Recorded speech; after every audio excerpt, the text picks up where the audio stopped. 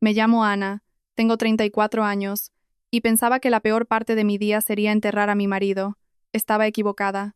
Mi hermana, Clara, una mujer se acercó a mí en el cementerio, con un niño de 2 años en brazos, y anunció a todo el que quisiera oír: este niño es el hijo de tu marido, y por tanto, voy a reclamar la herencia de su padre. Yo me quedé allí, con mi vestido negro manchado de barro del cementerio. La tierra aún estaba fresca en la tumba de David, y ella dijo: eso es interesante, y tuve que morderme el labio para no reírme porque mi marido nunca podría tener hijos, y Clara no tenía ni idea de que yo lo sabía.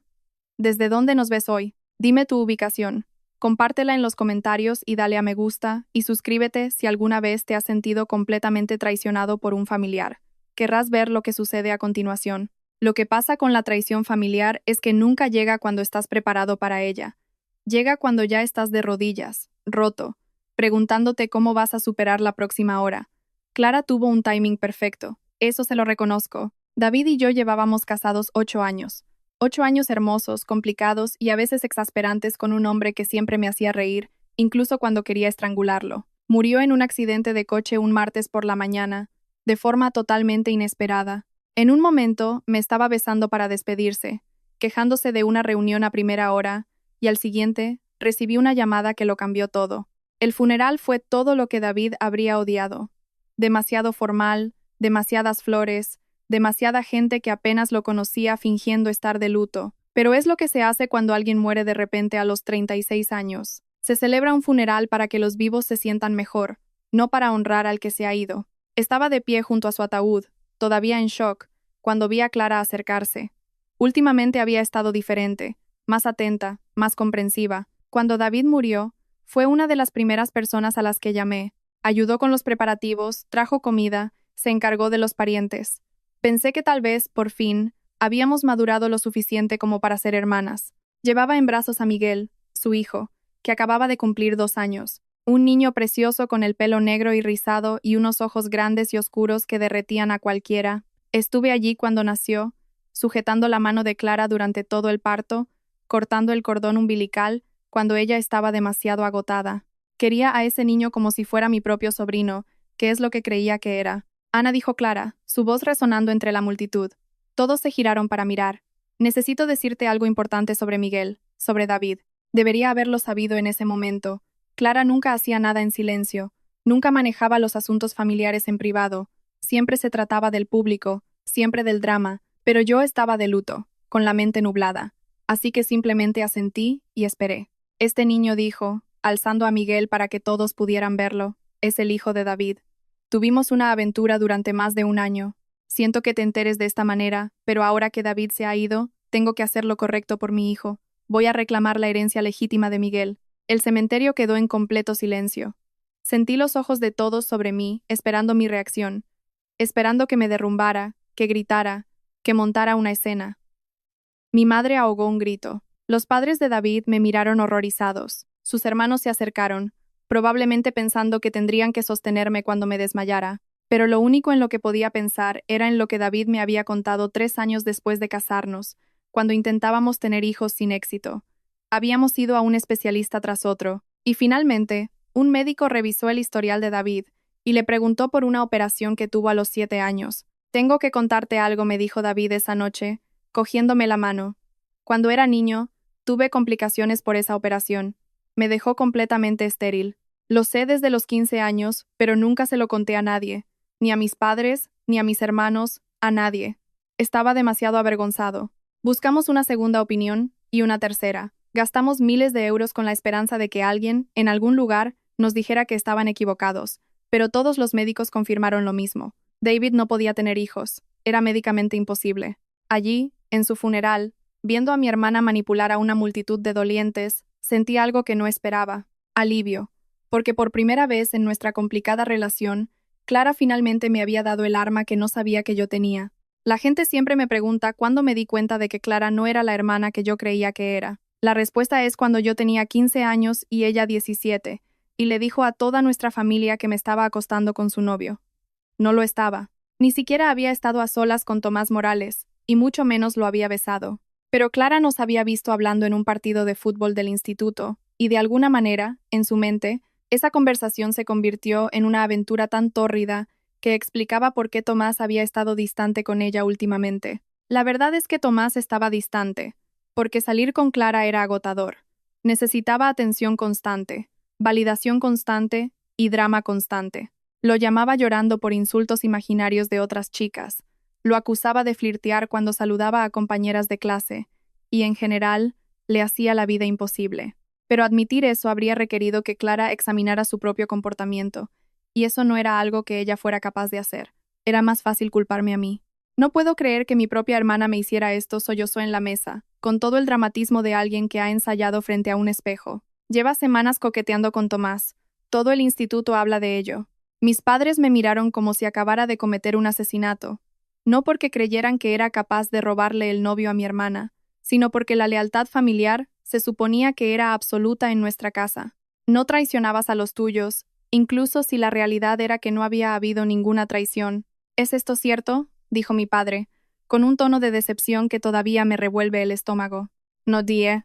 Hablé con Tomás durante unos 5 minutos sobre los deberes de historia. Eso es todo. Clara estalló en un torrente de sollozos. Está mintiendo descaradamente.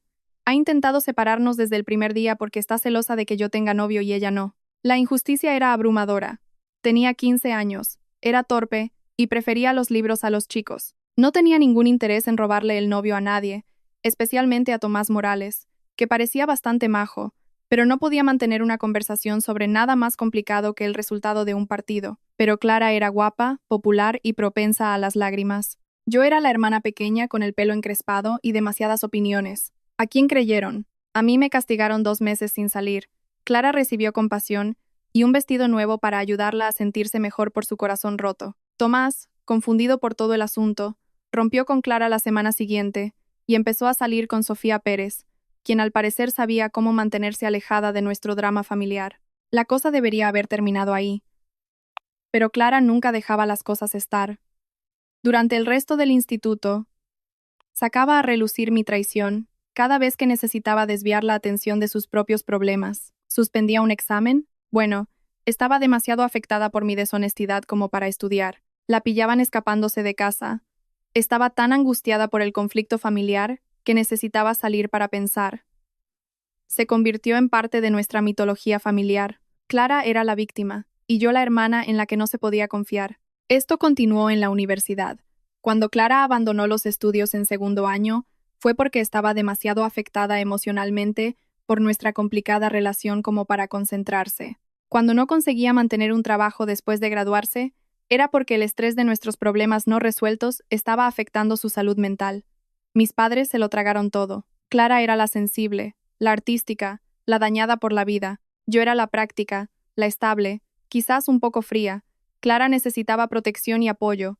Yo necesitaba ser más comprensiva, más dispuesta a perdonar, más dispuesta a dejar atrás el pasado. Las hermanas sois para siempre, me decía mi madre cada vez que expresaba mi frustración. La familia es para siempre. Tienes que aprender a perdonar. Pero el perdón requiere un reconocimiento de la falta, y Clara nunca admitió haber hecho nada malo. En su versión de la historia, siempre era la víctima de las circunstancias, de la envidia de los demás, o de mi inexplicable hostilidad hacia ella. Cuando empecé a tener relaciones serias en la universidad, Clara encontraba maneras de sabotearlas, no de forma abierta, pero llamaba justo cuando sabía que tenía una cita, alegando alguna emergencia familiar que requería atención inmediata. Aparecía en las fiestas a las que yo iba, y de alguna manera monopolizaba la conversación con quienquiera que me interesara. Compartía historias vergonzosas sobre mí, disfrazadas de anécdotas de una hermana cariñosa. Ana siempre ha sido un poco intensa, decía, con una risa que sonaba afectuosa, pero que se sentía como una puñalada. Se toma todo demasiado en serio. Me preocupa que asuste a los chicos. Una por una, las relaciones se desvanecían, no de forma dramática, sino con chicos que de repente estaban menos interesados, menos disponibles, menos invertidos. Empecé a preguntarme si había algo mal en mí, si realmente era demasiado intensa, demasiado seria, demasiado difícil. No fue hasta que conocí a David que me di cuenta de lo que había estado pasando. David era mayor, más seguro de sí mismo, y no se dejaba impresionar en absoluto por la marca particular de manipulación de Clara. Cada vez que ella intentaba sus viejos trucos, él cortésmente desviaba la atención o simplemente ignoraba sus intentos de menospreciarme. Tu hermana es curiosa, dijo después de conocer a Clara por primera vez. Le va mucho el drama. Es como si estuviera siempre en un escenario. Y así era. Clara siempre estaba actuando, siempre maniobrando, siempre posicionándose como la estrella de cualquier tragedia que se estuviera desarrollando. Y durante años, yo había sido su involuntaria actriz de reparto, interpretando el papel de la hermana que no la entendía, no la apreciaba, no la quería lo suficiente, pero David lo vio todo, y Clara lo odió por ello. Intentó advertirme sobre él, alegando que era demasiado controlador, demasiado serio, demasiado mayor para mí. Cuando eso no funcionó, intentó hacerse su amiga, llamándolo con largas historias sobre sus problemas para pedirle consejo. Cuando él cortésmente desviaba esas llamadas hacia mí, ella lo acusó de intentar aislarme de mi familia. Te está cambiando, me dijo, justo antes de que David y yo nos comprometiéramos. Antes te importaba mucho la familia, ahora solo te importa él. Lo que quería decir era que había dejado de permitir sus dramas. Había dejado de dejarlo todo para acudir a su última crisis inventada. Había dejado de aceptar la culpa por problemas que no había causado.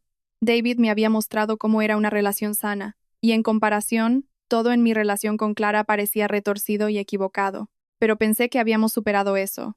Pensé que Clara finalmente había madurado lo suficiente como para ser una hermana de verdad en lugar de una víctima profesional. Estaba equivocada. Hace 3 años, Clara llamó a mi puerta a las 10 de la noche de un martes, llorando y embarazada. Apenas la reconocí. Se había ido su pelo perfectamente peinado y la ropa de diseño que había definido su estilo desde el instituto. Parecía delgada, agotada y genuinamente asustada. Nunca la había visto así. Cuando abrí la puerta, se derrumbó en mis brazos como una niña. Lo siento, seguía diciendo. Sé que no merezco tu ayuda, pero no sé a dónde más ir. David estaba de viaje por trabajo, así que éramos solo Clara y yo en mi salón, sus ecografías esparcidas por la mesa de centro como prueba de un milagro que no había previsto. Embarazada de 6 semanas, sin pareja y, según Clara, sin apoyo familiar. Aún no se lo he dicho, a mamá y papá, admitió, secándose la nariz con un pañuelo que le di. Tengo demasiado miedo. Ya sabes cómo son con las madres solteras. Nuestros padres eran tradicionales, religiosos y muy preocupados por el qué dirán. Una hija embarazada fuera del matrimonio no encajaba en la imagen de familia perfecta que habían mantenido con tanto esmero. Clara tenía razón en tener miedo. ¿Y el padre? Pregunté suavemente. La cara de Clara se arrugó de nuevo. Está casado. No lo sabía cuando empezamos. Quiero decir, creo que me mintió sobre todo. Cuando le conté lo del bebé, me dijo que tenía que encargarme de ello discretamente. Me dio dinero y me dijo que no volviera a contactarlo nunca. Le creí. La Clara que yo conocía era muchas cosas. Dramática, manipuladora, egoísta, pero no era una rompehogares. Era más probable que fuera la otra mujer que genuinamente creía que era la única mujer, la que se creía cualquier mentira que un hombre casado inventara para mantenerla satisfecha con migajas de afecto. No puedo hacer esto sola, dijo, su voz apenas un susurro. No tengo carrera, no tengo ahorros, no tengo nada. Tenía ese trabajo en la tienda, pero me han recortado las horas. Ni siquiera puedo pagar el alquiler del mes que viene. Era cierto. Clara nunca había logrado construir el tipo de vida estable necesaria para mantener a un hijo. Había pasado por trabajos, pisos y relaciones durante años, siempre convencida de que algo mejor estaba a la vuelta de la esquina. El embarazo la había obligado a enfrentar la realidad de que no vendría nada mejor, y no estaba preparada. ¿Qué necesitas?, pregunté. Necesito a mi hermana de vuelta, dijo, mirándome con una expresión tan vulnerable que me rompió el corazón. Sé que he sido horrible contigo. Sé que he sido celosa y mezquina y difícil, pero voy a ser madre. Y quiero ser mejor. Hablamos hasta las 3 de la mañana. Clara me habló de la terapia que había empezado, de los libros de desarrollo infantil que estaba leyendo, de una entrevista de trabajo que tenía en una empresa más estable. Me enseñó un cuaderno donde había estado haciendo un seguimiento de sus gastos, tratando de averiguar cómo hacer un presupuesto con un solo ingreso. Y, de hecho, se disculpó. Una disculpa real, sin evasivas ni excusas. Reconoció el dolor que me había causado a lo largo de los años, las relaciones que había saboteado, la confianza que había traicionado.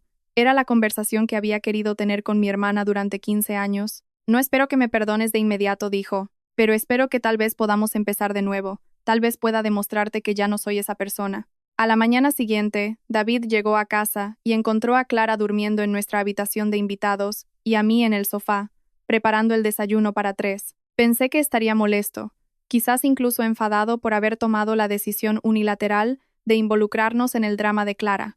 En cambio, Escuchó en silencio mientras le explicaba la situación y luego ayudó. Llevó café al salón, donde Clara acababa de despertarse. Enhorabuena, dijo simplemente. ¿Para cuándo sales de cuentas? Durante los siguientes 7 meses, Clara fue la hermana que siempre había querido. Llamaba con regularidad, pero no de forma obsesiva. Pedía consejo, pero no exigía que resolviera sus problemas. Consiguió el trabajo para el que se había entrevistado y se mantuvo en él durante todo el embarazo, a pesar de las náuseas matutinas que duraron hasta bien entrado el tercer trimestre. Cuando necesitaba ayuda, y la necesitaba, con las facturas médicas, la ropa de maternidad y la preparación para el bebé, lo pedía directamente, en lugar de manipular las circunstancias para obligarme a implicarme. Cuando ofrecía ayuda, la aceptaba con gratitud y siempre intentaba corresponder de alguna manera. Pintó nuestro baño de invitados, reorganizó mi armario y nos preparó la cena a David y a mí, al menos una vez a la semana durante los últimos 3 meses de su embarazo. Pequeños gestos, pero significativos, que demostraban que estaba pensando en nosotros, que la relación se estaba volviendo recíproca en lugar de unilateral. Y lo más importante, dejó de actuar. Cuando estaba feliz, lo demostraba genuinamente. Cuando estaba asustada por la maternidad, lo admitía honestamente. Cuando estaba frustrada por las incomodidades físicas del embarazo, se quejaba sin culpar a nadie más. Estuve allí cuando nació Miguel.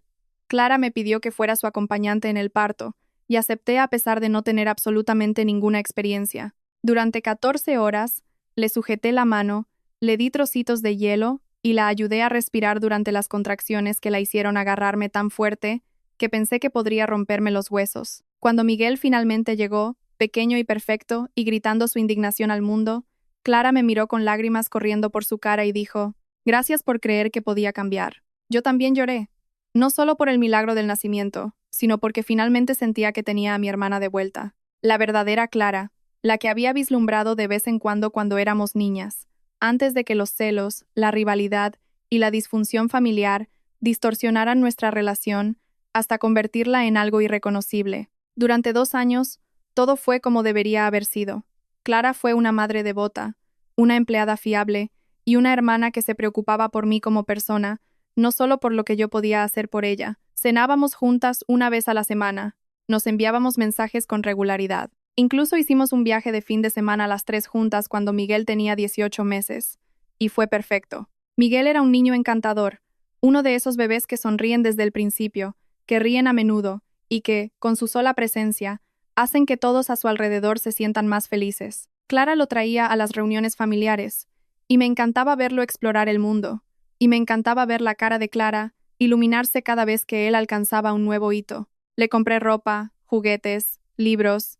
Hice de canguro cuando Clara tenía un compromiso o simplemente necesitaba un descanso. Abrí un fondo de ahorro para su universidad al que contribuía mensualmente porque quería que tuviera las oportunidades que Clara y yo nunca tuvimos. Me imaginaba siendo la tía que le enseñaría a montar en bici, que le ayudaría con los deberes, que lo avergonzaría en su graduación del instituto llorando demasiado fuerte. Cuando David murió, Clara fue una de las pocas personas que supo exactamente qué hacer. No ofreció tópicos vacíos ni preguntó cómo estaba.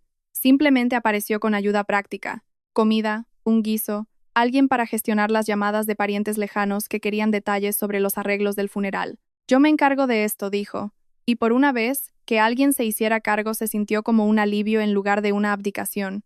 Debería haber sabido que era demasiado bueno para durar. Debería haber recordado que Clara nunca había mantenido un cambio positivo durante más de unos pocos meses. Debería haber sido más escéptica con su repentina ayuda, más protectora de mis límites. Pero había estado tan desesperada por creer que la gente podía cambiar, que las familias podían sanar, que el amor podía superar años de disfunción y dolor. Quería creer que el cambio de Clara era real, permanente y motivado por un crecimiento genuino, en lugar de una necesidad temporal. De pie junto a la tumba de David, escuchándola destruir todo lo que habíamos construido, me di cuenta de que Clara no había cambiado en absoluto. Simplemente se había vuelto mejor ocultando quién era realmente, hasta que pudiera usarlo en mi contra. Lo que pasa con Miguel es que realmente lo quería. Todavía lo quiero, si soy sincera. Esa es probablemente la parte más cruel de lo que hizo Clara. Usó mi amor por su hijo como un arma contra mí. Desde el momento en que nació Miguel, sentí que era mío, no solo porque era mi sobrino, sino porque estuve allí en cada momento. Su primera sonrisa, su primera palabra, sus primeros pasos. Fui yo quien le enseñó a apilar bloques, quien le leía cuentos antes de dormir cuando Clara estaba demasiado cansada, quien lo mecía para dormir en la mecedora que le había comprado para su cuarto. Clara lo fomentó. Más que fomentarlo, casi me lo echó en brazos a la primera oportunidad. Se te da tan bien con él, decía a menudo, mientras me veía darle de comer, cambiarle el pañal o calmarlo cuando ella no podía. Quiere mucho a su tía Ana. Mira cómo se calma cuando lo coges. Y era cierto. Miguel y yo tuvimos una conexión desde el principio. Quizás porque estuve allí cuando nació. O quizás porque me acerqué a él sin la ansiedad y la desesperación de ser la madre perfecta que sentía Clara. Fuera lo que fuese, parecía sentir que yo era un puerto seguro en su pequeño mundo. Cuando empezó a hablar, una de las primeras palabras que dijo claramente fue Annie, su versión infantil de Ana.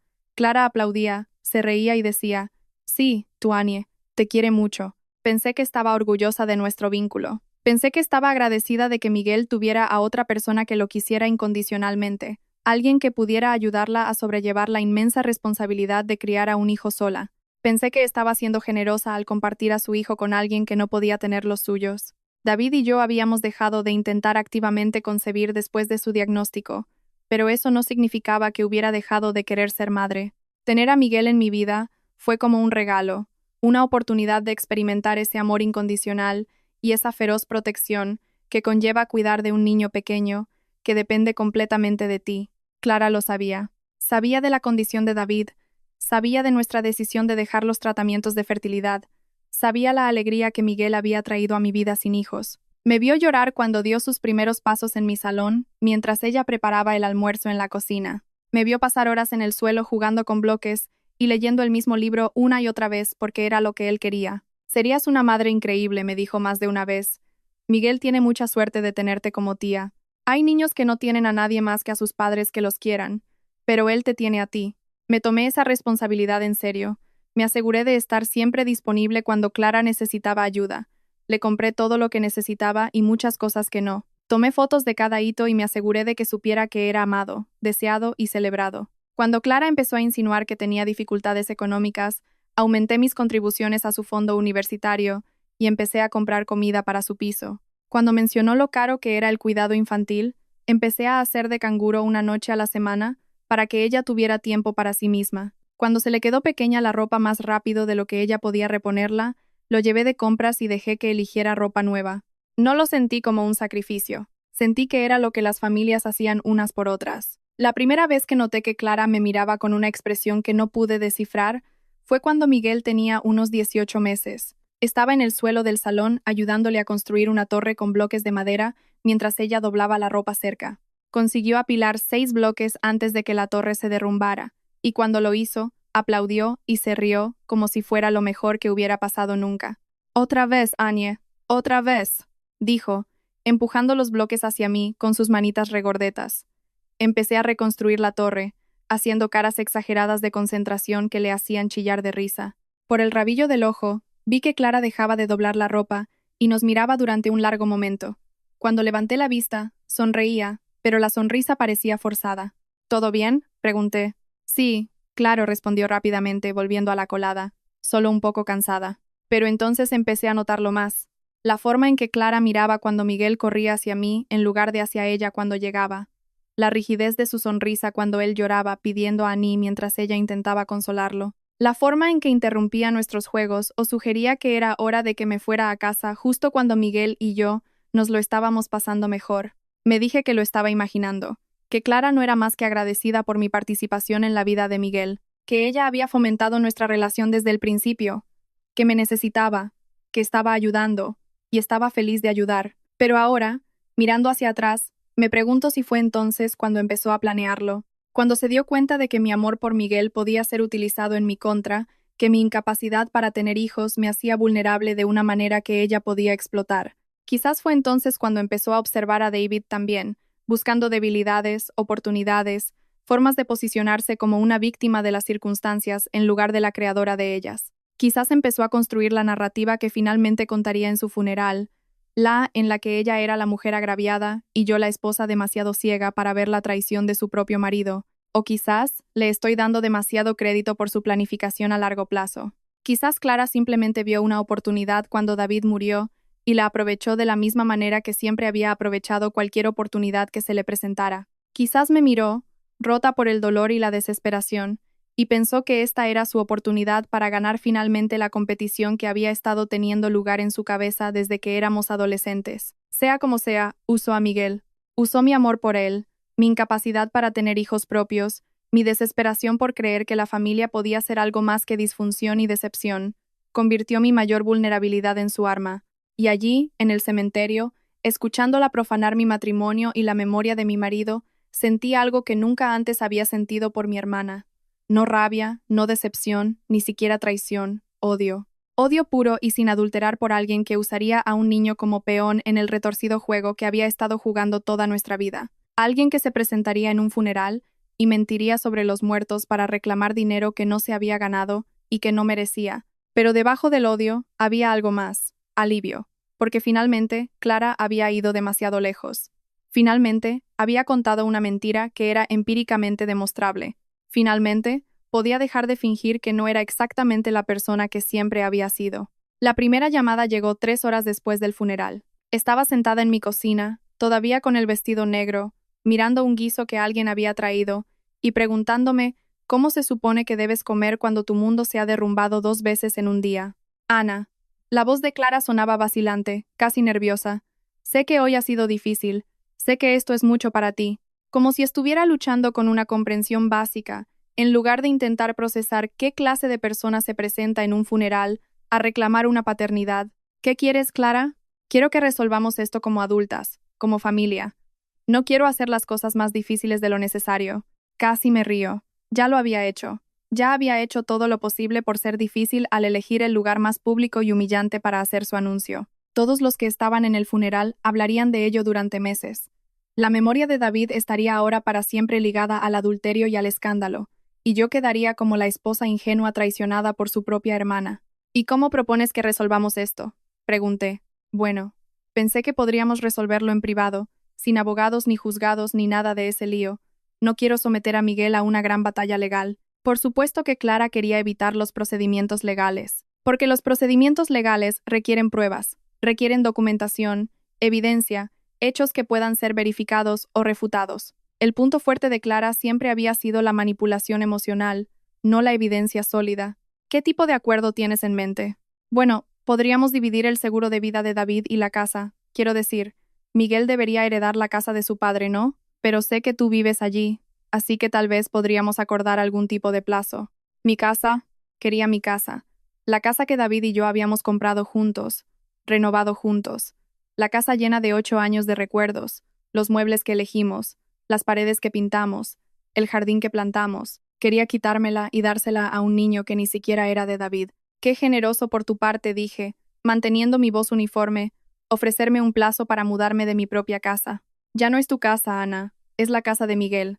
David era su padre. La certeza en su voz era casi admirable. ¿Cuántas veces se había repetido esa mentira en las 3 horas desde el funeral para que ya hubiera empezado a creerla? Ese siempre había sido el don de Clara, esa capacidad para reescribir la realidad hasta que su versión se sentía más real que lo que realmente había sucedido. Necesitaremos una prueba de paternidad, dije. No es necesaria. Quiero decir, míralo, Ana. Es la viva imagen de David. Todo el mundo lo dice. ¿En serio? Traté de recordar si alguien había comentado alguna vez el parecido entre Miguel y David, y me quedé en blanco.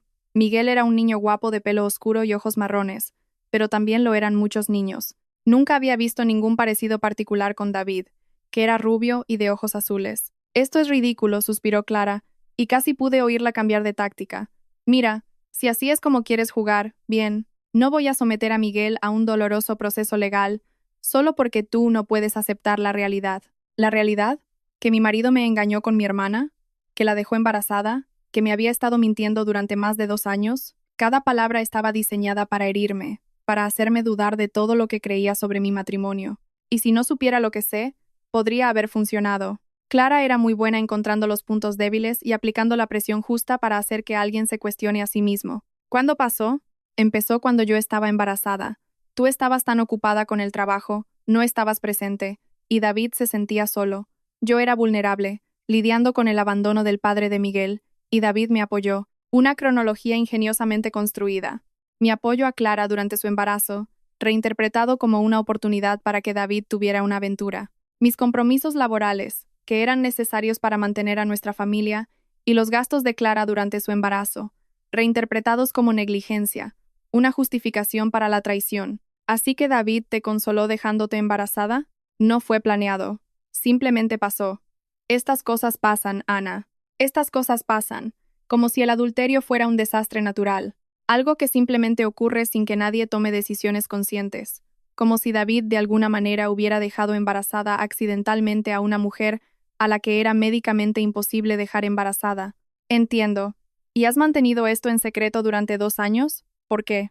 Quería protegerte. Pensé que tal vez David te lo diría él mismo, o que tal vez sería mejor si nunca lo supieras. Pero cuando murió, Miguel merecía saber quién era su padre. Merece su herencia. El sacrificio perfecto. Clara, la noble hermana, sacrificando su propia comodidad para protegerme de una verdad dolorosa. Clara, la madre devota, luchando por los derechos de su hijo contra una cuñada egoísta que quería quedárselo todo para ella. Tengo que pensar en esto, dije. Por supuesto. Tómate el tiempo que necesites. Pero Ana, espero que recuerdes que Miguel es inocente en todo esto. Solo es un niño que perdió a su padre hoy. Colgó antes de que pudiera responder, dejándome sola con su narrativa perfectamente construida y mi conocimiento absoluto de por qué era imposible. 1 hora después llamó mi madre. Cariño, acabo de hablar con Clara. Esto debe de ser un shock terrible para ti. Parecía que mi madre había decidido que la versión de Clara era el relato preciso de los acontecimientos, lo cual no era sorprendente. Durante toda mi vida, siempre había elegido creer la historia de la hija que requería menos procesamiento emocional complejo por su parte. Es un shock, estuve de acuerdo. Está intentando hacer lo correcto por ese niño. Espero que puedas mirar más allá de tu dolor y apoyar a tu sobrino. Mi sobrino. No el niño que podría o no estar relacionado con nosotros, sino mi sobrino. Clara ya había ganado la batalla en el tribunal de la opinión familiar. Clara te ha contado su versión de los hechos, supongo. Ana, sé que esto duele, pero la negación no va a cambiar los hechos. Ese niño necesita a su familia ahora más que nunca. Los hechos. Como si las acusaciones de Clara fueran verdades probadas en lugar de afirmaciones no verificadas. Como si el hecho de que David no pudiera defenderse lo hiciera automáticamente culpable de todo lo que se le acusaba. Consideré decirle la verdad a mi madre, explicarle que David no podía tener hijos, y mucho menos a Miguel, presentarle el historial médico que hacía que la historia de Clara no solo fuera improbable, sino imposible. Pero algo me detuvo. Quizás fue la certeza de que mi madre no me creería. Quizás fue el conocimiento de que Clara encontraría una manera de tergiversar incluso la evidencia médica como parte de algún elaborado encubrimiento. Quizás fue solo el agotamiento de un día que ya había exigido más fuerza de la que sabía que tenía. O quizás fue estrategia. Clara había elegido hacer de esta una batalla pública, anunciando sus acusaciones frente a una multitud que difundiría la historia por toda nuestra comunidad. Si iba a contraatacar, necesitaba hacerlo bien. Necesitaba asegurarme de que cuando la verdad saliera a la luz, fuera tan pública e inequívoca como lo habían sido sus mentiras. Te llamo luego, mamá. Necesito tiempo para procesar todo esto. Por supuesto, cariño, pero recuerda, la familia es la familia. Sean cuales sean los errores que cometió David, ese niño es parte de nuestra familia ahora. Después de colgar, me senté en la cocina durante otra hora, pensando en la llamada de Clara, en las suposiciones de mi madre, y en cómo ambas habían decidido que la interpretación más generosa de los acontecimientos era que mi difunto marido me había traicionado con mi hermana. Debería haberme dolido más. La acusación de adulterio, la suposición de que había sido demasiado despistada para notar una aventura que ocurría justo delante de mis narices, la implicación de que David había sido tan infeliz en nuestro matrimonio, que había buscado consuelo en otro lugar. Pero no me dolió, porque no era verdad. Y por primera vez en mi relación con Clara, yo tenía algo que ella no tenía, pruebas de que estaba mintiendo. Subí al despacho de David y abrí el archivador donde guardábamos los papeles importantes, registros médicos, pólizas de seguros, declaraciones de la renta, los restos de una vida compartida, que seguían generando papeleo, incluso después de que uno de los dos se hubiera ido. En la parte posterior de la carpeta de médico, encontré lo que necesitaba, los informes de la cirugía de David de cuando tenía 7 años, las citas de seguimiento que continuaron hasta su adolescencia, los informes de los especialistas en infertilidad de 3 años antes que confirmaban lo que David ya sabía. Era médica y biológicamente imposible que David tuviera un hijo. Hice copias. Guardé todo y puse los originales de nuevo en el archivador. Luego llamé a Jaime Serrano, el abogado que se había encargado de nuestro testamento y planificación patrimonial. Era fuera de horario, pero me había dado su número personal cuando David murió, diciéndome que llamara si necesitaba algo. Jaime, soy Anna Richardson. Siento llamar tan tarde, pero tengo una situación. Por supuesto. ¿En qué puedo ayudarte? Le conté todo. El anuncio de Clara en el funeral, su llamada telefónica, sus demandas sobre el patrimonio de David y la imposibilidad médica de sus afirmaciones. Jaime escuchó sin interrumpir, tomando notas ocasionales que podía oír por teléfono. Esto es fraude, dijo cuando terminé. La pregunta es si ella cree realmente lo que dice, si sabe que está mintiendo. ¿Importa legalmente? Probablemente no, pero podría afectar a cómo abordamos esto estratégicamente. Si ella realmente cree que Miguel es el hijo de David, luchará más duro. Es más probable que siga adelante con acciones legales. Si sabe que está mintiendo, podría retroceder cuando se dé cuenta de que estás dispuesta a luchar. Por primera vez desde el funeral de David, sonreí. No porque estuviera feliz. Todavía estaba de luto por la pérdida de mi marido y tambaleándome por la traición de mi hermana, pero porque finalmente veía un camino a seguir que no requería que me defendiera de acusaciones que sabía que eran falsas. Clara siempre ganaba nuestras discusiones porque jugaba sucio mientras yo intentaba ser justa. Mentía mientras yo decía la verdad. Jugaba la carta de la víctima mientras yo aceptaba la responsabilidad que no me correspondía. Pero esta vez era diferente. Esta vez, había contado una mentira que podía ser refutada con pruebas científicas. Esta vez, la verdad estaba de mi lado de una manera que no podía ser manipulada, tergiversada o explicada. Esta vez iba a ganar. El abogado de Clara era exactamente lo que esperaba. Traje caro, sonrisa ensayada y la confianza que proviene de representar a personas que suelen salirse con la suya por intimidación en lugar de por la verdad. Nos reunimos en el despacho de Jaime 2 semanas después del funeral. Clara se sentó junto a su abogado, con un aspecto sombrío, secándose de vez en cuando los ojos con un pañuelo que había traído específicamente para la actuación. Yo me senté frente a ellos con Jaime, una pila de informes médicos y la calma que proviene de saber que tienes todas las cartas. Mi clienta ha solicitado esta reunión con la esperanza de llegar a una solución amistosa, comenzó el abogado de Clara. La señora Richardson tiene un derecho legítimo sobre el patrimonio de su hijo, y creemos que es en el mejor interés de todos resolver esto en privado. Señora Richardson. Clara estaba usando su apellido de soltera de nuevo, presumiblemente para evitar cualquier asociación con David que pudiera complicar su narrativa de víctima. Astuto. Pero no lo suficiente. ¿Cuál es exactamente la reclamación de la señora Richardson?, preguntó Jaime. Que el difunto David Thompson es el padre biológico de su hijo de 2 años, Miguel. Tiene documentación que demuestra que mantuvieron una relación íntima durante el periodo de tiempo relevante. Casi me río. Documentación de una relación íntima. ¿Qué tipo de documentación podría existir para una aventura que nunca sucedió? ¿Cartas de amor que David nunca escribió? ¿Facturas de hotel de citas que nunca ocurrieron? ¿Fotos de encuentros románticos que solo existían en la imaginación de Clara? ¿Qué documentación?, preguntó Jaime. El abogado de Clara le pasó una carpeta por la mesa. Dentro había mensajes de texto impresos, fotos y una nota manuscrita. Reconocí la letra de David de inmediato, pero las palabras eran extrañas. Gracias por tu comprensión. La otra noche significó mucho para mí. Estaba fechada 6 meses antes del nacimiento de Miguel. Debajo había capturas de pantalla de una conversación de texto entre David y Clara que nunca había visto. Te echo de menos. No puedo esperar a verte de nuevo. Me haces sentir vivo de una manera que había olvidado que era posible. Sé que esto es complicado, pero lo que tenemos es real.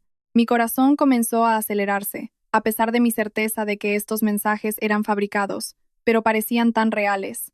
El tono era el de David, los detalles específicos los hacían parecer auténticos. Por un momento, me pregunté si estaba equivocada. Sí, de alguna manera, pero no. David no podía tener hijos. Era un hecho médico. Esto era la verdad, no una opinión o una interpretación. Lo que sea que Clara hubiera hecho para crear esta evidencia, no cambiaba la biología. Jaime examinaba los documentos con el ojo entrenado de alguien que ha visto su parte de pruebas falsificadas. Esto es interesante, dijo con cautela. Por supuesto, necesitaremos verificar su autenticidad. Son auténticos, afirmó el abogado de Clara. La señora Richardson también ha preparado una declaración escrita que detalla la relación, incluyendo fechas y lugares específicos. Clara se inclinó hacia adelante, su voz suave y emotiva. Sé que esto es doloroso para Ana. Nunca quise que saliera así, pero Miguel merece conocer a su padre y merece la seguridad de su herencia.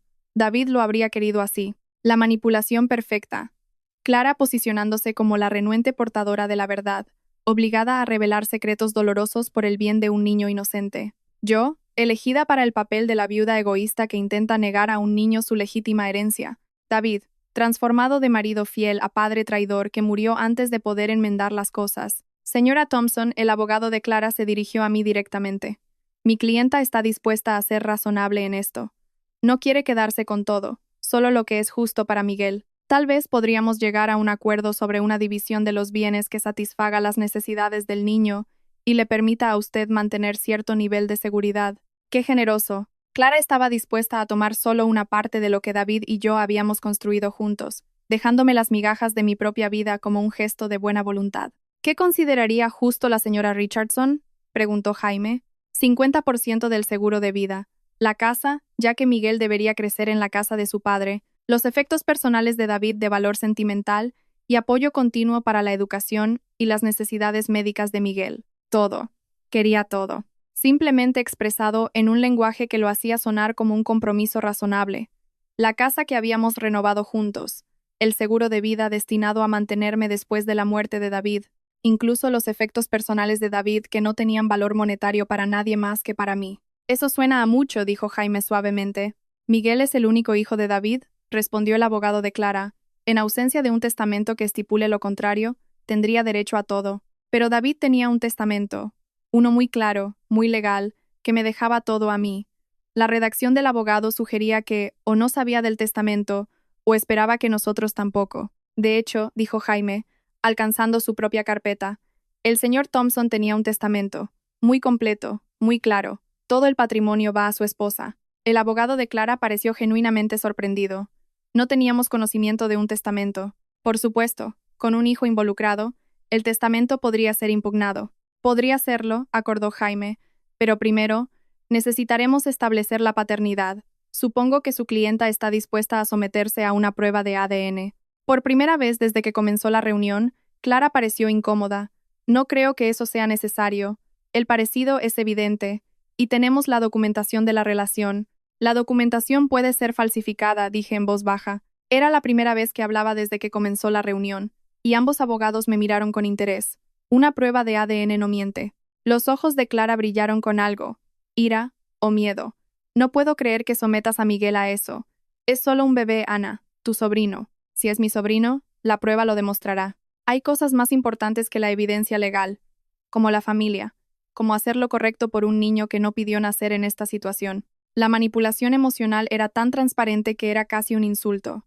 Clara invocando la lealtad familiar después de haber acusado a mi marido de traicionarme. Clara exigiendo que me preocupara por el bienestar de Miguel, después de haber reclamado su paternidad en un funeral frente a 50 personas. Clara pidiéndome que hiciera lo correcto mientras exigía la mitad de todo lo que poseía, basándose en mentiras. Creo que una prueba de ADN es el siguiente paso más lógico, dijo Jaime diplomáticamente. Resolverá la cuestión de la paternidad de manera definitiva. El abogado de Clara le susurró algo, y ella asintió a regañadientes. Está bien, pero quiero que se haga a través del sistema judicial, con una supervisión adecuada. No quiero que haya dudas sobre los resultados. Absolutamente, acordó Jaime. Una prueba ordenada por el tribunal es el estándar de oro. Después de que se fueran, Jaime y yo nos sentamos en su despacho, revisando los documentos que Clara había proporcionado. Los mensajes de texto parecían convincentes, pero Jaime señaló varias inconsistencias en los metadatos. La nota manuscrita era más difícil de evaluar, pero conocía a expertos que podrían analizar la caligrafía y el papel. Incluso si todo esto fuera auténtico, dijo, no prueba la paternidad. Solo prueba que su marido tuvo algún tipo de relación con su hermana. No la tuvo, dije, con absoluta certeza. Sean lo que sean estos documentos, no son reales. Le creo. Pero incluso si lo fueran, tenemos algo mejor que el testimonio de testigos o las súplicas emocionales. Tenemos pruebas médicas de que su marido no podía tener hijos. Le entregué las copias de los informes médicos de David. Los leyó detenidamente, su expresión volviéndose más segura con cada página. Esto es una prueba irrefutable, dijo finalmente. Esterilización quirúrgica, a los 7 años debido a una complicación médica. Múltiples seguimientos que confirman la infertilidad completa. Consultas con especialistas en fertilidad durante su matrimonio que confirman lo mismo. Su hermana eligió a la persona equivocada para intentar este tipo de estafa. ¿Qué pasa ahora? Solicitaremos una prueba de paternidad ordenada por el tribunal. Con la evidencia médica, predigo que un juez acelerará esto. Su hermana o retirará su reclamación cuando se dé cuenta de que no puede ganar, o seguirá adelante y enfrentará las consecuencias de intentar un fraude. ¿Qué consecuencias? Presentar una reclamación falsa, perjurio si miente bajo juramento, potencialmente fraude si ha aceptado algún dinero basándose en estas acusaciones. Su hermana se ha puesto en una posición legal muy vulnerable. Por primera vez desde que David murió, sentí algo parecido a la paz, no felicidad. Todavía estaba de luto por la pérdida de mi marido y asimilando la traición de mi hermana, pero esa calma certeza que proviene de saber que la verdad finalmente prevalecerá. Clara siempre ganaba nuestras discusiones porque estaba dispuesta a jugar sucio, mientras yo insistía en jugar limpio. Estaba dispuesta a mentir mientras yo decía la verdad. Estaba dispuesta a explotar las emociones mientras yo usaba la lógica. Pero esta vez, la lógica iba a ganar. La ciencia iba a ganar. La evidencia médica iba a ganar. Y Clara iba a aprender que algunas mentiras son demasiado grandes para sostenerlas, sin importar cuán buenas seas para contarlas. Clara no se echó atrás después de la reunión con los abogados. Si acaso, se atrincheró, como alguien que ha apostado todo a una mano perdedora, pero es demasiado orgullosa para retirarse. Las llamadas comenzaron a la mañana siguiente. Primero de la tía Margarita, luego de la prima Susana, luego de personas con las que no había hablado en años, pero que de alguna manera habían escuchado todos los detalles de mi sórdido drama familiar. Acabo de enterarme de la situación, dijo la tía Margarita, su voz llena de esa falsa compasión reservada para los escándalos familiares. Sé que esto debe ser muy difícil para ti. Enterarte de las indiscreciones de David. Indiscreciones, como si el adulterio fuera un pequeño error social, algo vergonzoso pero perdonable, como si tener un hijo fuera del matrimonio fuera el equivalente a olvidar el cumpleaños de alguien. Me las estoy arreglando, dije. Bueno, espero que pienses en ese pobre niño. No pidió nacer en medio de este lío. No debería sufrir por los problemas de los adultos. Problemas de los adultos. Como si mi negativa a entregar el seguro de vida y la casa a mi hermana fuera una cuestión de obstinación mezquina, en lugar de una respuesta racional a mentiras demostrables. Miguel está bien cuidado, respondí. ¿Pero lo está? Clara está luchando económicamente, y sabes que David habría querido que su hijo estuviera bien atendido. Todo el mundo se había convertido en un experto en lo que David habría querido, a pesar de que David había dejado un testamento legal muy claro que expresaba exactamente lo que quería. Pero los deseos imaginarios parecían tener más peso que los documentos reales en el tribunal de la opinión familiar. Las conversaciones seguían el mismo patrón: compasión superficial por mi situación, sugerencias suaves de que estaba siendo irracional, e insinuaciones cada vez menos sutiles de que era una mujer egoísta que le negaba a un niño inocente su legítima herencia. Clara estaba llevando a cabo una campaña brillante, posicionándose como la renuente portadora de la verdad que solo quería lo mejor para Miguel. Había aprendido a centrar cada conversación en el bienestar del niño, en lugar de en sus propias necesidades económicas. No quiero nada para mí, le decía a cualquiera que quisiera escuchar. Se trata de que Miguel sepa quién era su padre y tenga la seguridad que David le habría proporcionado. La genialidad de esto era que discutir con Clara significaba discutir en contra de los mejores intereses de un niño de 2 años. Cualquiera que dudara de su historia parecía que estaba castigando a un niño inocente por los errores de los adultos. Mi madre llamaba cada 2 días con actualizaciones sobre el sentimiento familiar, que parecía estar volviéndose firmemente en mi contra. La gente está preocupada por tu estado mental, me dijo un jueves. Este tipo de negación no es saludable, cariño. Tal vez deberías hablar con alguien. Negación. La explicación de cajón para cuando alguien se niega a aceptar una narrativa que no tiene sentido. No estaba procesando mi dolor adecuadamente, no estaba enfrentando la realidad, no estaba aceptando la verdad sobre mi matrimonio de una manera madura. Estoy viendo a un terapeuta, dije. Era cierto. Había empezado la terapia después de la muerte de David, no porque estuviera en negación, sino porque perder a mi marido y descubrir la verdadera naturaleza de mi hermana en el mismo día requería apoyo profesional. Bien. Espero que puedan ayudarte a superar esto. Clara se siente fatal por cómo ha salido todo. Nunca quiso hacerte daño. Pobre Clara, agobiada por secretos que nunca quiso guardar, forzada a revelar verdades dolorosas por el bien de su hijo. Clara, la víctima. Clara, la mensajera renuente. Clara, la madre devota que solo intentaba hacer lo correcto por su hijo. Era una actuación magistral, y mi familia se la estaba tragando entera. Para el viernes, Clara había pasado a una presión más directa. Apareció en mi oficina durante la comida, con Miguel en brazos y con un aire de urgencia calculada. Ana, tenemos que hablar, dijo, sentándose en la silla frente a mi escritorio sin ser invitada.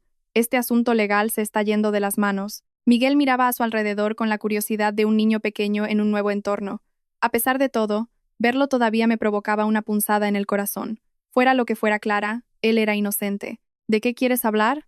Quiero resolver esto sin someter a Miguel a más procedimientos legales. Es demasiado joven para entender lo que está pasando, pero puede sentir la tensión. No es justo para él. Clara se había vuelto mejor en esto con los años, empleando tácticas de manipulación emocional que eran difíciles de contrarrestar. ¿Cómo podía argumentar la necesidad de procedimientos judiciales sin parecer que me importaban más los trámites legales que el bienestar mental de un niño? Una prueba de paternidad es bastante rutinaria, dije. No será traumática para él, pero no es necesaria. Míralo, Ana. Sostuvo a Miguel para que pudiera ver su cara claramente. Mira sus ojos, su sonrisa. Es la viva imagen de David. ¿Lo era? Estudié los rasgos de Miguel, tratando de ver lo que Clara afirmaba que era tan obvio. Era un niño guapo de pelo oscuro y cálidos ojos marrones, pero todavía no veía ningún parecido con mi marido rubio de ojos azules. Creo que estás viendo lo que quieres ver, dije suavemente. La expresión de Clara se endureció ligeramente. Estoy viendo lo que todos los demás ven. Mamá, papá, la tía Margarita, todos han comentado lo mucho que se parece a David. Eres la única que no lo ve. O yo era la única que conocía a David lo suficientemente bien como para saber que la historia era imposible. No voy a cambiar de opinión sobre la prueba de paternidad, dije. Clara suspiró, reajustando a Miguel en su regazo. Está bien, pero cuando vuelva demostrando que David es su padre, espero que recuerdes que intenté manejar esto discretamente, que intenté evitarle a todos la vergüenza de una batalla legal pública. La confianza en su voz era casi impresionante. Realmente parecía creer que la prueba de ADN confirmaría su afirmación, lo que significaba que o era una mentirosa mejor de lo que le había dado crédito, o que realmente se había creído su propia historia. Veremos qué dice la prueba, dije. Después de que se fue, me senté en mi oficina pensando en su certeza, en su disposición a llevar esto a los tribunales, en su aparente confianza en que la evidencia científica respaldaría sus afirmaciones. Por un momento, solo un momento, me pregunté si podría estar equivocada, si los registros médicos estaban incompletos, o si un médico había cometido un error, o si David me había mentido sobre algo sobre lo que era imposible mentir. Pero no. Había visto los informes de la cirugía, las citas de seguimiento, los informes de los especialistas en infertilidad. Múltiples médicos a lo largo de muchos años habían confirmado lo mismo. David era completa y permanentemente estéril. Clara podía creer sus propias mentiras, pero a la biología no le importan las creencias. La ciencia no se preocupa por la convicción. La prueba de ADN revelaría la verdad, sin importar quién quisiera que fuera de otra manera. Solo tenía que esperar a que Clara descubriera lo que yo sabía desde el principio, que algunas mentiras son demasiado grandes para sostenerlas, sin importar cuán convincentemente las cuentes. Clara presentó la demanda un lunes por la mañana, y para el lunes por la tarde, toda la familia lo sabía. Ella se aseguró de ello, llamando a todos para explicar que se había visto obligada a tomar acciones legales, porque yo estaba siendo irracional sobre la herencia de Miguel, la narrativa perfecta. Clara, una madre soltera con dificultades, arrastrada a los tribunales por una cuñada egoísta que se negaba a reconocer los derechos de un niño inocente. Yo, la viuda amargada, aferrándome a bienes que legítimamente pertenecían al hijo de mi marido. Mi teléfono sonó de inmediato. «Ana, ¿en qué estás pensando?», preguntó mi padre, su voz tensa de desaprobación. «Esto va a destrozar a la familia». Clara presentó la demanda, no yo. «Porque no le dejaste otra opción. Ese niño merece la herencia de su padre. ¿Por qué estás haciendo esto tan difícil?». Era fascinante lo rápido que todos habían aceptado la narrativa de Clara como un hecho. El supuesto adulterio de David no era una afirmación que necesitaba ser investigada. Era simplemente algo que había sucedido, algo que necesitaba aceptar y superar por el bien de la familia. No estoy haciendo nada difícil. Simplemente estoy pidiendo pruebas antes de entregar todo lo que David y yo construimos juntos. ¿Qué más pruebas necesitas? El niño es real, Ana. Es el hijo de David. El razonamiento circular era enloquecedor. Miguel existía, por lo tanto, era el hijo de David. Clara lo había afirmado, por lo tanto, debía ser verdad. Yo estaba pidiendo pruebas, por lo tanto, estaba siendo irracional. Mi madre adoptó un enfoque diferente cuando llamó, centrándose en cómo la unidad familiar era más importante que los derechos legales. «Esto está destrozando a nuestra familia», dijo, su voz cargada de decepción. «Clara está muy afectada, dice que está siendo increíblemente obstinada, y ese pobre niño está atrapado en medio. Ese pobre niño. Estaría bien sin importar lo que dijera la prueba de ADN. Pero, ¿por qué someterlo a eso? ¿Por qué someternos a todos nosotros a eso? ¿Por qué no simplemente hacer lo correcto? Lo correcto. Todo el mundo parecía tener una opinión muy firme sobre qué era lo correcto, pero a nadie parecía importarle si lo que Clara decía era realmente cierto. Para el miércoles, había recibido noticias de todos los parientes de nuestra familia. Primos con los que no había hablado en años de repente tenían opiniones urgentes sobre mis obligaciones morales. Tíos y tías que apenas sabían el nombre de David estaban seguros de que él querría que yo apoyara a su hijo. La presión era coordinada, implacable y efectiva. Si no supiera lo que sé, podría haber empezado a dudar de mí misma. La certeza en las voces de todos, la unanimidad de la opinión, el mensaje constante de que estaba siendo egoísta y cruel, es el tipo de presión social que puede hacer que una persona cuestione su propia realidad. Pero yo sí lo sabía. Sabía lo que sabía. Y lo que sabía era que David no podía tener hijos, sin importar cuántas personas creyeran lo contrario. Jaime me mantenía actualizada sobre los procedimientos legales, que avanzaban más rápido de lo que suelen hacerlo las disputas familiares en los tribunales. El juez ve esto como un simple caso de determinación de paternidad, me dijo, y debido a la edad del niño, quieren resolverlo rápidamente. ¿Qué significa eso para el calendario? El tribunal ordenará la prueba de paternidad. La prueba se realizará en las próximas 2 semanas. Los resultados suelen tardar 1 o 2 semanas después de eso. Tendremos una respuesta definitiva en un mes. Un mes. 4 semanas más de presión familiar. 4 semanas más de ser tratada como la villana en el drama de Clara. 4 semanas más de que todos asuman que mi marido me traicionó con mi hermana. Pero también 4 semanas hasta que las mentiras de Clara fueran expuestas de una manera que no pudiera ser negada ni reinterpretada. 4 semanas hasta que todas las personas que me habían juzgado tuvieran que enfrentar la verdad de que estaban equivocadas. La parte más difícil fue mantener la compostura cuando personas que deberían haber sabido mejor trataron las acusaciones de Clara como un hecho probado. Los propios hermanos de David llamaron para expresar su decepción por cómo estaba manejando la situación. David no habría querido este tipo de conflicto familiar, me dijo su hermano, Marcos. Hubiera querido que todos nos lleváramos bien y hiciéramos lo mejor para su hijo. Su hijo. Incluso la familia de David había aceptado la historia de Clara sin cuestionarla, transformando a mi marido en un adúltero y un padre en sus mentes, a pesar de haberlo conocido durante 36 años. David tenía un testamento, le recordé a Marcos. Si hubiera querido proveer para otros hijos además de los nuestros, lo habría incluido. Tal vez no sabía del hijo cuando hizo el testamento. Tal vez Clara no le dijo que estaba embarazada. Todo el mundo se había convertido en un experto en explicar las motivaciones y elecciones de David, a pesar de que esas explicaciones requerían que creyeran que él era una persona completamente diferente al hombre que realmente conocían. La peor llamada fue de la madre de David, su voz ahogada por las lágrimas. Solo quiero conocer a mi nieto, dijo. Quiero abrazarlo y contarle cosas sobre su padre. ¿Por qué lo mantienes alejado de nosotros? No estoy manteniendo a nadie alejado de nadie. Clara es libre de tener una relación con la familia de David, pero se siente incómoda con todo este lío legal. Cree que la culpamos por la aventura. La implicación de que no era si había habido una aventura, sino que de alguna manera no era razonable culpar a David por su infidelidad y a Clara por ser la otra mujer. Señora Thompson, David no podía tener hijos. Es un hecho médico. Cariño, sé que esto es difícil de aceptar, pero a veces estas cosas pasan. Los hombres se engañan, y a veces tienen hijos de esas aventuras. No significa que David no te quisiera. Incluso la madre de David estaba más dispuesta a creer que su hijo había traicionado a su esposa que a considerar la posibilidad de que Clara estuviera mintiendo. La carga de esa traición no solo la de Clara, sino la de toda la familia. Su disposición a creer sus mentiras era casi abrumadora. Para el viernes, me di cuenta de que estaba completamente sola en esta lucha. Todas las personas que deberían haberme apoyado, que deberían haberme conocido lo suficiente como para confiar en que no estaba siendo irracional, se habían puesto del lado de Clara. Fue una actuación magistral por su parte. Se había posicionado hábilmente como la víctima, mientras me colocaba en el papel de la villana. Y lo había hecho tan bien que incluso las personas que me conocían de toda la vida creían que estaba actuando por despecho en lugar de por una búsqueda de la verdad. Pero estar sola en esta lucha también me aclaró algo.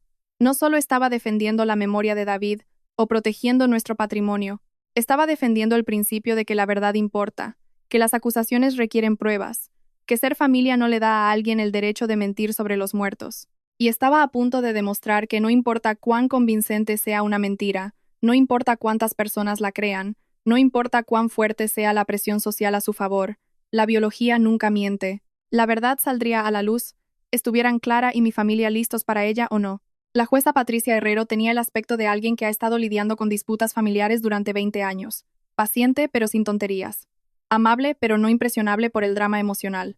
Cuando el abogado de Clara comenzó su declaración de apertura con frases como circunstancias trágicas y un niño inocente, ella lo interrumpió. Letrado, esta es una audiencia de paternidad, no una disputa de custodia. ¿Tiene alguna prueba de que el difunto es el padre de este niño? Sí, señoría. Tenemos documentación que demuestra una relación íntima, testimonios de testigos y... Lo que necesito, letrado interrumpió la jueza Herrero, es evidencia biológica. Todo lo demás es especulación. Me gustó de inmediato. Después de semanas de soportar la manipulación emocional de Clara y la presión de mi familia, fue un alivio estar en una habitación donde los hechos importaban más que los sentimientos. Señoría, se levantó Jaime. Dado que el presunto padre ha fallecido, solicitamos que el tribunal ordene una prueba genética utilizando muestras médicas archivadas. El abogado de Clara pareció incómodo. Señoría, someter a un niño de 2 años a procedimientos de prueba invasivos. Es un procedimiento estándar en los casos de paternidad, concluyó la jueza. Señor Davidson, seguramente está familiarizado con los protocolos de pruebas genéticas. Por supuesto, señoría, pero creemos que la documentación que hemos proporcionado demuestra claramente. Señor Davidson, la voz de la jueza Herrero, tenía una autoridad que puso fin a cualquier discusión. En este juzgado, la paternidad se establece mediante pruebas de ADN, no mediante mensajes de texto o fotografías. ¿Tiene alguna objeción a las pruebas genéticas? El abogado de Clara le susurró algo a ella, que estaba sentada rígidamente en su silla, con el rostro pálido. Desde mi asiento, pude ver que sus manos temblaban ligeramente. Por primera vez desde que comenzó esta pesadilla, Clara parecía realmente asustada. Sin objeciones, señoría. Bien. Dado que el presunto padre ha fallecido, utilizaremos muestras biológicas archivadas para la comparación. Señora Thompson, la jueza se dirigió a mí directamente. Entiendo que su difunto marido se sometió a procedimientos médicos que resultaron en el almacenamiento de muestras de tejido. Sí, señoría. Múltiples procedimientos a lo largo de los años. Señor Serrano se volvió hacia Jaime.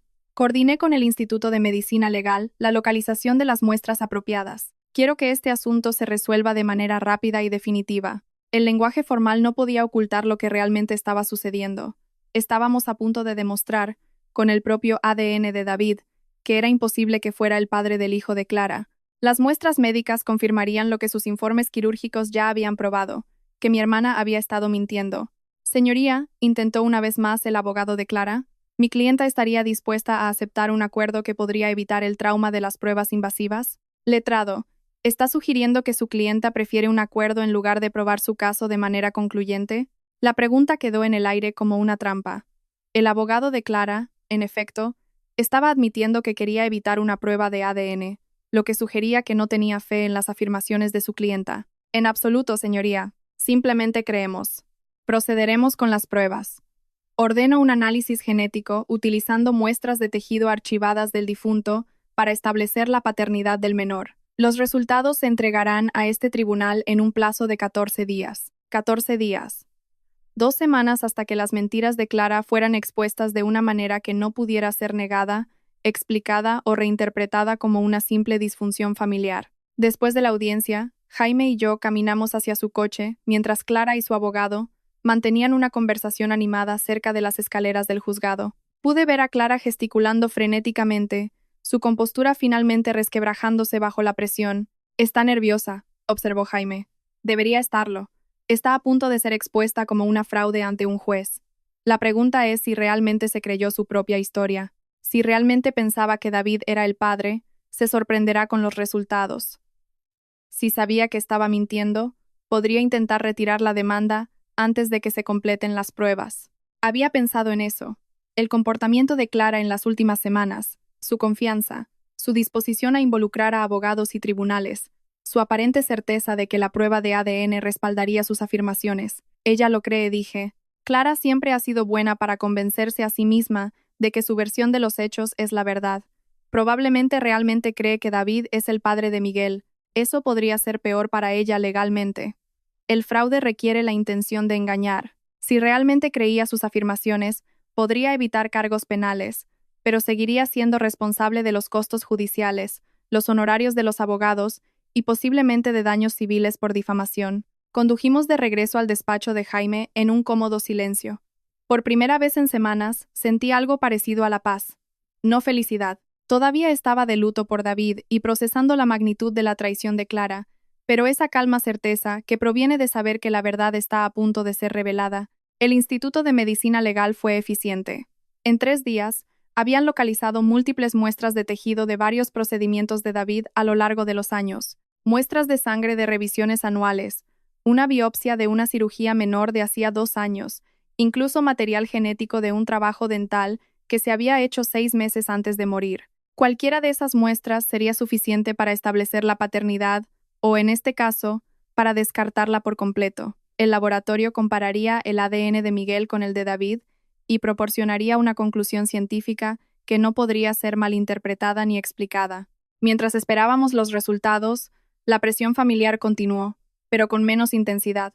Quizás la gente sintió que la situación se estaba moviendo más allá de su capacidad de influencia, o quizás estaban empezando a dudar de la historia de Clara. Mi madre llamó un viernes, su voz menos segura de lo que había sido en conversaciones anteriores. Cariño, he estado pensando mucho en esto, y quiero que sepas que, sin importar lo que digan las pruebas, sigues siendo mi hija.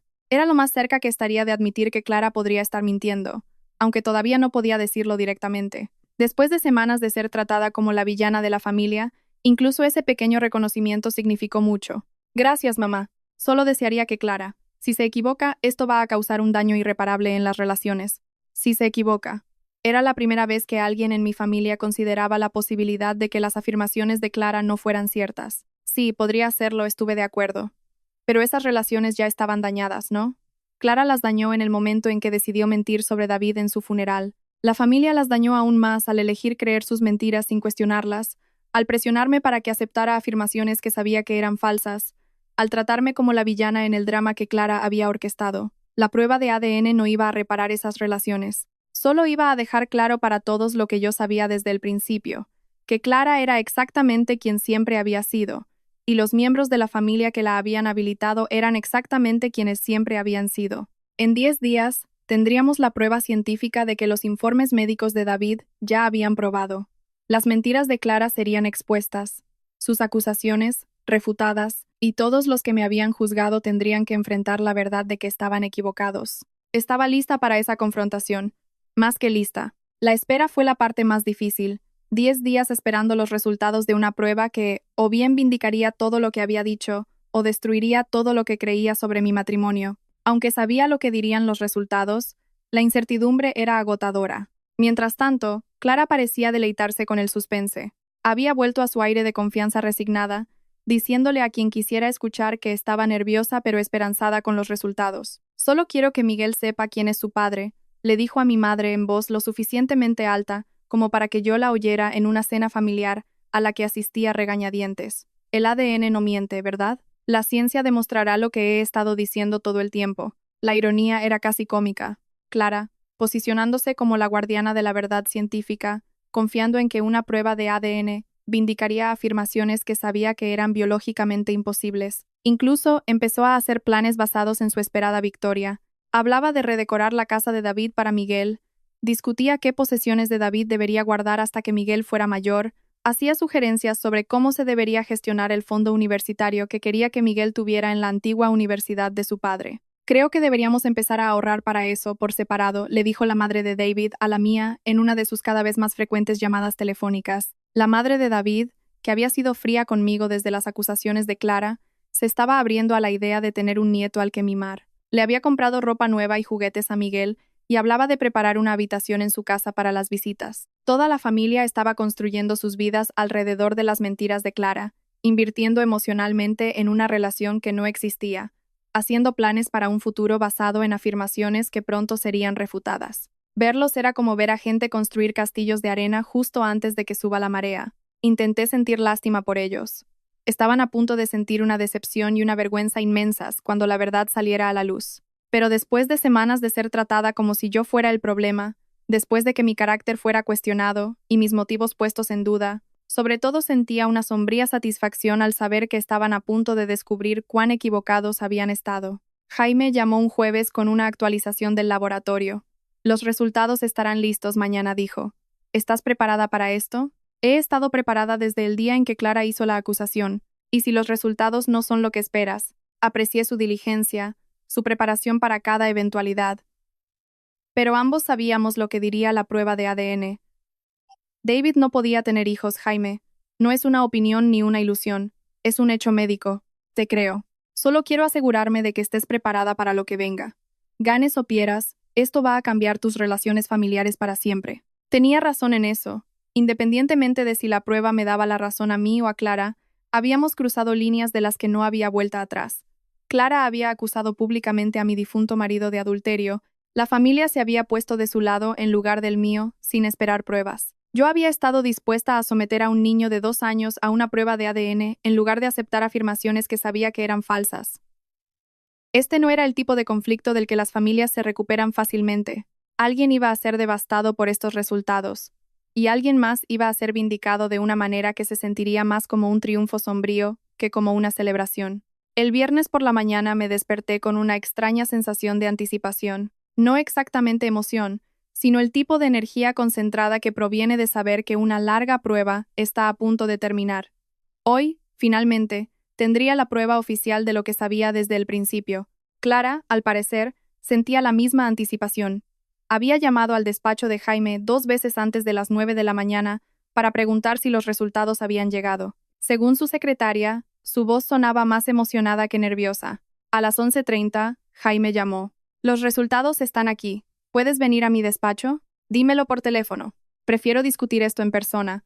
¿Puedes estar aquí en 1 hora? Su tono era profesional pero cauteloso, lo que me hizo preguntarme si había alguna sorpresa en el informe. Por un momento, solo un momento, sentí un pinchazo de duda. ¿Y si estaba equivocada? ¿Y si de alguna manera? Pero no. Había visto los informes médicos de David, había hablado con sus médicos, había pasado por años de tratamientos de fertilidad y decepción. No había ningún escenario en el que David pudiera ser el padre de Miguel. Jaime probablemente solo estaba siendo prudente, asegurándose de que discutiéramos completamente las ramificaciones de los resultados antes de hacerlos públicos. Esto iba a crear una pesadilla legal y familiar para Clara, y Jaime quería asegurarse de que lo manejáramos correctamente. Llegué a su despacho y lo encontré sentado en su escritorio con una gruesa carpeta y una expresión que no pude descifrar. La prueba de ADN dijo: sin rodeos, confirma lo que anticipábamos. David Thompson no es, y no puede ser, el padre biológico de Miguel Richardson. Aunque sabía que eso es lo que diría, escucharlo confirmado de manera tan definitiva fue un alivio tan profundo que fue casi físico. La verdad, oficial, científica, irrefutable, el informe del laboratorio es inequívoco, continuó Jaime, abriendo la carpeta. No hay coincidencia genética. El niño no puede ser el hijo del señor Thompson bajo ninguna circunstancia. ¿Qué pasa ahora? Ahora volvemos al juzgado. La demanda de paternidad de Clara es desestimada. Su reclamación sobre la herencia es denegada. Y dependiendo de cómo quiera manejar esto, podría enfrentar cargos por fraude, perjurio y difamación. Realmente no había pensado en las consecuencias penales de lo que Clara había hecho. No solo había mentido sobre David, había mentido bajo juramento, había presentado documentos legales fraudulentos e intentado reclamar bienes basándose en relaciones inventadas. ¿Podrían arrestarla? Depende de si la fiscalía quiere presentar cargos y de si Clara continúa manteniendo su historia incluso después de que se le presente evidencia en contrario. Si admite que se equivocó y se retira con elegancia, podrían dejarlo pasar. Si insiste o intenta afirmar que los resultados de la prueba son incorrectos. Conocía a Clara lo suficiente como para saber que no se retiraría con elegancia. Había mantenido su inocencia frente a abrumadoras pruebas en contrario toda su vida. Una prueba de ADN no la iba a hacer de repente capaz de admitir que estaba equivocada. ¿Cuándo volvemos al juzgado? La jueza Herrero ha programado una audiencia para el lunes por la mañana para revisar los resultados. Clara ha sido notificada, así que sabe que las pruebas han vuelto. Será interesante ver cómo reacciona. Interesante era una forma de decirlo. Clara estaba a punto de descubrir que sus predicciones seguras sobre la evidencia de ADN estaban equivocadas, que la evidencia científica que afirmaba que la vindicaría en realidad la expondría como una mentirosa y que todos los que habían creído su historia estaban a punto de aprender la verdad sobre lo que había hecho. Después de 34 años viendo a Clara manipular situaciones a su favor, finalmente iba a verla enfrentar una consecuencia de la que no podía salir hablando. El lunes no podía llegar lo suficientemente rápido. El lunes por la mañana llegó gris y frío, el tipo de clima que encaja con el estado de ánimo de ver las mentiras de alguien finalmente expuestas. Me vestí con cuidado, profesional, pero no festiva, confiada, pero no arrogante. Esta no era una victoria de la que fuera a regodearme. Clara ya estaba en el juzgado cuando llegamos Jaime y yo, sentada en el pasillo con su abogado, con la apariencia de alguien que ha pasado el fin de semana reconsiderando sus elecciones de vida. El aire de confianza y victimismo que había mantenido durante semanas había desaparecido. Parecía pálida, ansiosa y, por primera vez desde que comenzó esta pesadilla, genuinamente asustada. Cuando me vio, nuestras miradas se cruzaron por un momento. Esperaba ver ira o desafío, o al menos la obstinada determinación que siempre la había definido. En cambio, vi algo que nunca había visto en Clara: derrota total. A pesar de haber proyectado confianza en sus afirmaciones durante semanas, de alguna manera sabía que los resultados de la prueba de ADN habían destruido su historia. Señora Thompson, la jueza Herrero comenzó la sesión con su eficiencia habitual. He revisado los resultados de las pruebas genéticas presentados por el Instituto de Medicina Legal. Señor Davidson, ¿se le ha proporcionado a su clienta una copia de estos resultados? El abogado de Clara parecía haber envejecido 5 años durante el fin de semana. Sí, señoría. Los recibimos el viernes por la noche. ¿Y su clienta desea continuar con su petición de paternidad a la luz de esta evidencia? Hubo un largo silencio. Parecieron minutos, pero probablemente fueron solo segundos. Clara se sentó inmóvil, mirando sus manos entrelazadas en su regazo, mientras su abogado se removía incómodo a su lado. Señor Davidson. Señoría, mi clienta desea retirar su petición. ¿Sobre qué base? Otro silencio. Finalmente, Clara habló, su voz apenas un susurro. Los resultados de las pruebas genéticas no fueron concluyentes. Los resultados de las pruebas genéticas no fueron no concluyentes, dijo su abogado. No establecieron la paternidad, señoría. No hay vínculo genético entre el difunto y el hijo de mi clienta. La jueza Herrero miró directamente a Clara.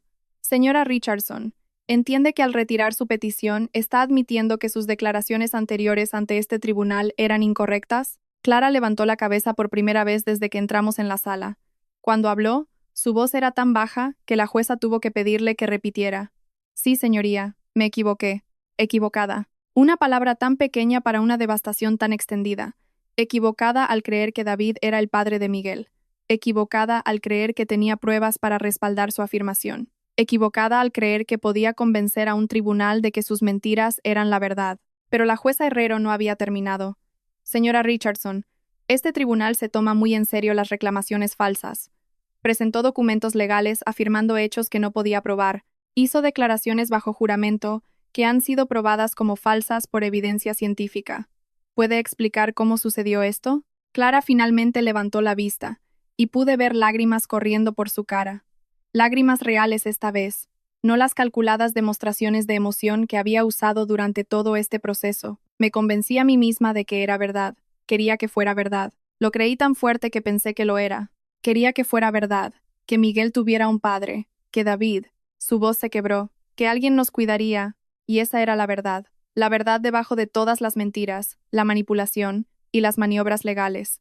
Clara no había intentado destruir mi matrimonio o robar mi herencia por malicia, simplemente estaba desesperada, financiera y emocionalmente, y se había convencido a sí misma de que David podía ser la solución a sus problemas si solo podía probar que era el padre de Miguel. Era patético, triste y completamente coherente con mi hermana, que había pasado toda su vida buscando a otros para resolver sus problemas en lugar de asumir la responsabilidad de sus propias decisiones. La expresión de la jueza Herrero se suavizó ligeramente, pero su voz se mantuvo firme.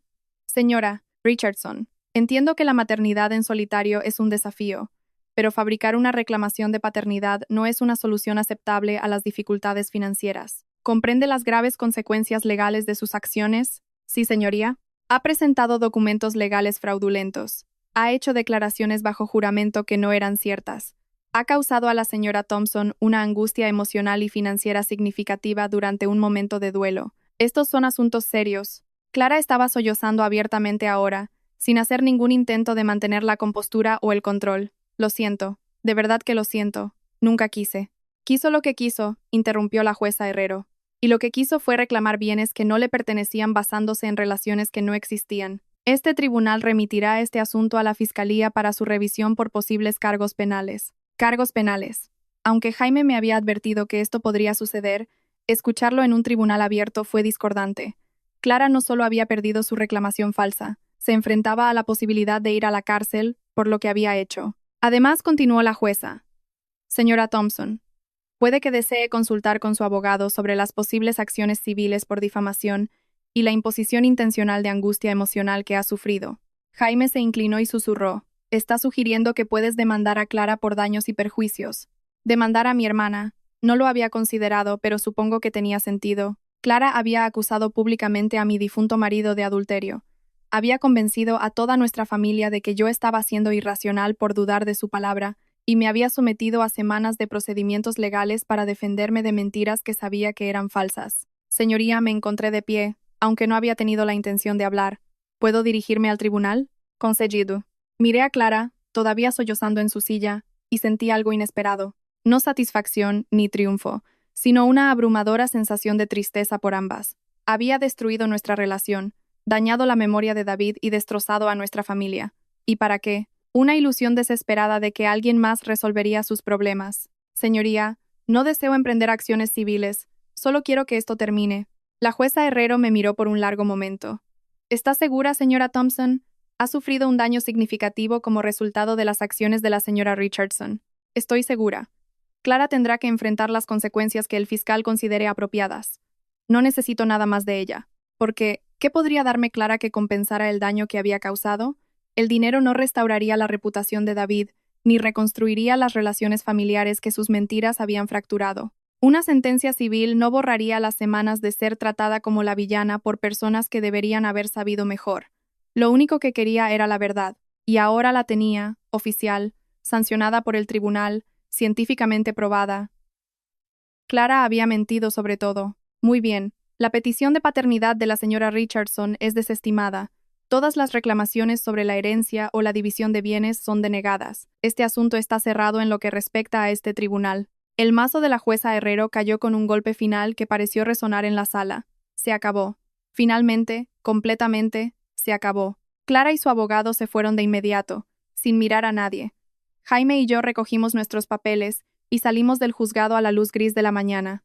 ¿Cómo te sientes?, preguntó. Consideré la pregunta. ¿Cómo me sentía? No triunfante, no feliz, pero por primera vez en semanas sentí que podía respirar de nuevo. Libre, dije finalmente. Me siento libre, libre de las mentiras de Clara, libre de la presión familiar para aceptar afirmaciones que sabía que eran falsas, libre de tener que defender la memoria de David contra acusaciones que nunca fueron ciertas. La verdad finalmente había alcanzado a mi hermana, y era exactamente lo que sabía que sería.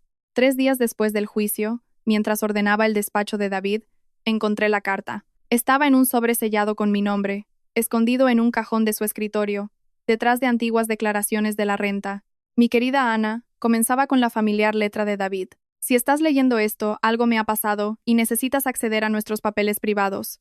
Espero que hayan pasado muchos años y que la información médica que hemos mantenido en privado siga siendo privada. Pero si alguien ha intentado usar mi muerte para hacerte daño, espero que esta evidencia te ayude a defenderte. Sé lo leal que eres a tu familia, cuánto quieres creer lo mejor de las personas que amas, pero mereces estar protegida de aquellos que explotarían tu buen corazón. No dejes que nadie te haga dudar de lo que sabemos que es verdad. Te quiero más de lo que las palabras o el tiempo pueden expresar. Pase lo que pase, sábelo. Tuyo siempre, David.